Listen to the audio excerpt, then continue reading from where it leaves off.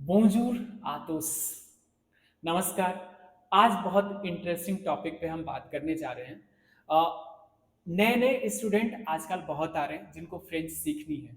कुछ को पता है कि फ्रेंच क्यों सीखना है और कुछ को पता नहीं होता, बस वो एज ए हॉबी में आ जाते हैं सीखने के लिए।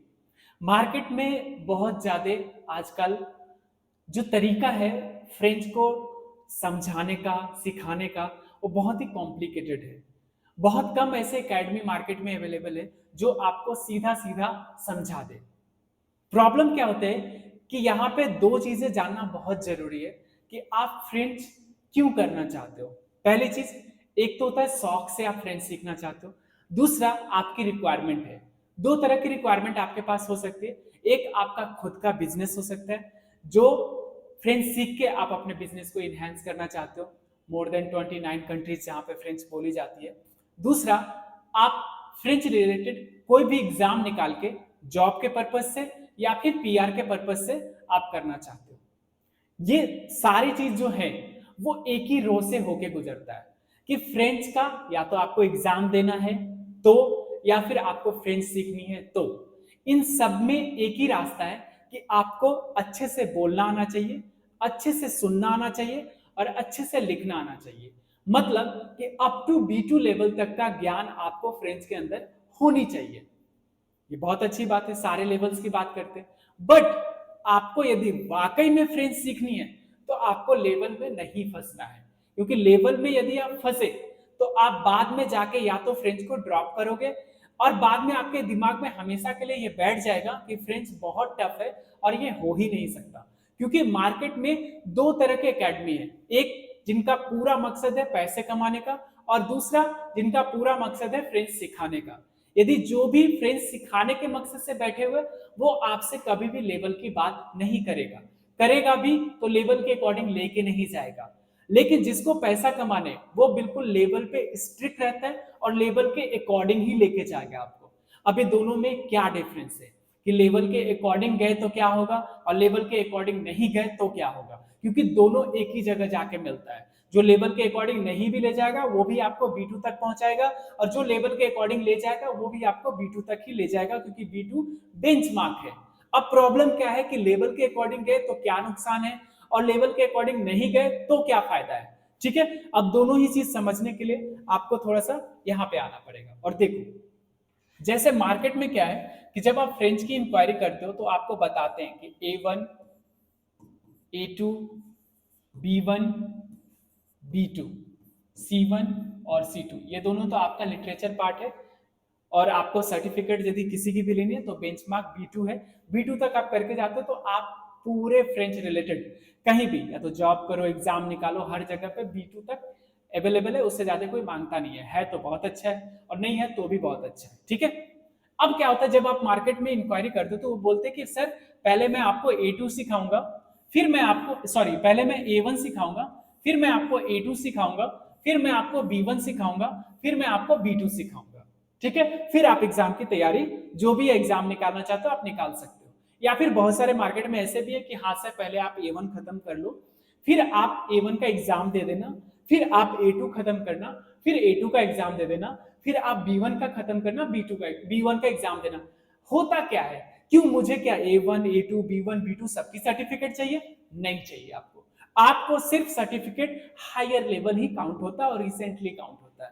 मतलब किसी ने आज B2 का एग्जाम देके सर्टिफिकेट लिया हुआ है और कोई 4 साल पहले लेके दिया हुआ है, तो उसकी वैल्यू कम है यदि वो उस लाइन से रिलेटेड नहीं है तो। और यदि आपने आज निकाला तो आपकी वैल्यू आज है, करंट की वैल्यू हमेशा ज्यादा रहती है। ठीक है, दूसरा है कि क्या सर मेरे पास मान लो मैंने B2 का डायरेक्ट एग्जाम दे दिया तो क्या होगा?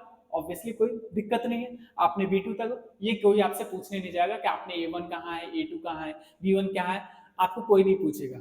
हमेशा हायर लेवल ही इसमें काउंट होता है। ठीक है, दो चीजें क्लियर, एक चीज क्लियर हो गया आपका। दूसरा सबसे इंपॉर्टेंट, क्या मुझे इसके अकॉर्डिंग ले जाके क्या होगा? एक्चुअली जिस एकेडमी को पैसा कमाना होता है वो आपको इसी लेवल के अकॉर्डिंग ले जाएगा। होता क्या है कि बहुत सारे एकेडमी हमारा इतना स्मार्ट है कि इसको भी ये लेवल में डिवाइड कर देते, A1.1, A1.2, A1.3, और सबका टाइम ड्यूरेशन जो होता है वो होता है 2 month 2 month 2 month minimum, maximum तो लोग इसको 3 मंथ भी लेके चले जाते हैं। इतना आराम से सिखाते हैं कि आपको समझना बहुत जरूरी है। आप एडल्ट हो, बेबी चाइल्ड नहीं हो, ठीक है। और ये सारे जो लेवल देख रहे हो ये बेबी चाइल्ड है, तो बेबी चाइल्ड के चक्कर में फंसो मत। आप एडल्ट हो, एडल्ट की तरह लैंग्वेज सीखो। आज यदि मैं आपको इंग्लिश सिखाने बैठूं तो आपका इंग्लिश में रिक्वायरमेंट क्या है? अच्छे से बोलना, अच्छे से सुनना और अच्छे से लिखना। तो ये कैसे हो सकता है? आपको ही पता है, पहले हमें ग्रामर खत्म करना, फिर वॉकैब खत्म करना, फिर मुझे प्रैक्टिस करनी है।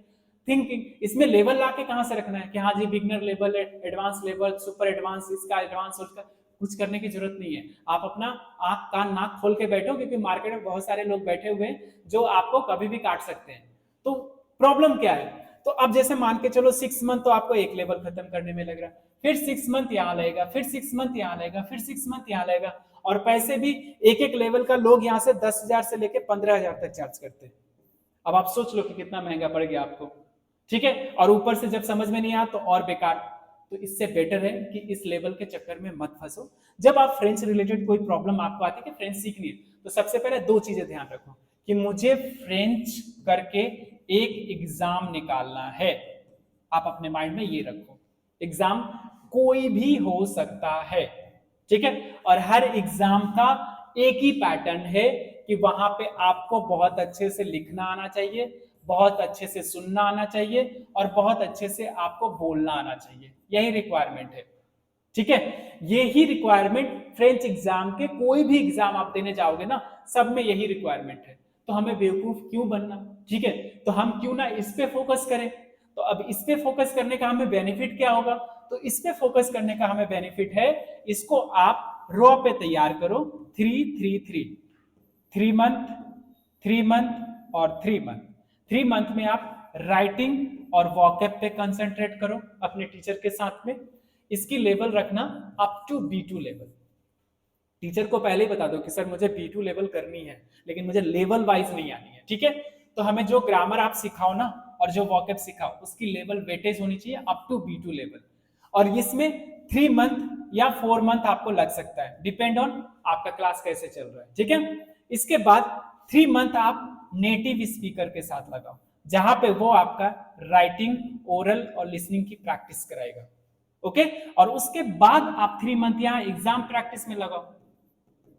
जो भी एग्जाम की तैयारी करना चाहते हो, डेल्फ की तैयारी करना चाहते हो, डेल्फ का मॉडल टेस्ट पेपर बनाओ। टैप की तैयारी करना चाहते हो, आप टैप का मॉडल टेस्ट पेपर बनाओ। यूनिवर्सिटी का एग्जामिनेशन तैयारी करना चाहता है, यूनिवर्सिटी का मॉडल टेस्ट पेपर बनाओ। कॉलेज ड्यू हो गया, जेएनयू, जिसकी भी एग्जाम देने, सबका पैटर्न एक ही है, कोई अलग पैटर्न नहीं है, ठीक है। तो ये पैटर्न के अकॉर्डिंग यदि अप टू B2 लेवल तक का आप एग्जाम दे रहे हो, मार्केट में और भी है, इसी को हम लोग डिप्लोमा, एडवांस डिप्लोमा, सर्टिफिकेट बोलते हैं, बट लेवल सबका एक ही काउंट होता है। तो इस तरह से यदि फ्रेंच आप सीखते हो तो बहुत जल्दी आप, बहुत सारे बच्चे को देखा गया कि 6 मंथ से लेकर 9 मंथ में वो अच्छे खासे लेवल को अचीव कर लेते हैं, लेकिन लेवल वाइज करना बहुत मुश्किल है, ठीक है। तो होप कि आपको ये चीजें समझ में आई होगी। यदि इससे रिलेटेड कोई भी प्रॉब्लम है तो आप मुझे कमेंट बॉक्स में मैसेज कर सकते हो। Thank you so much.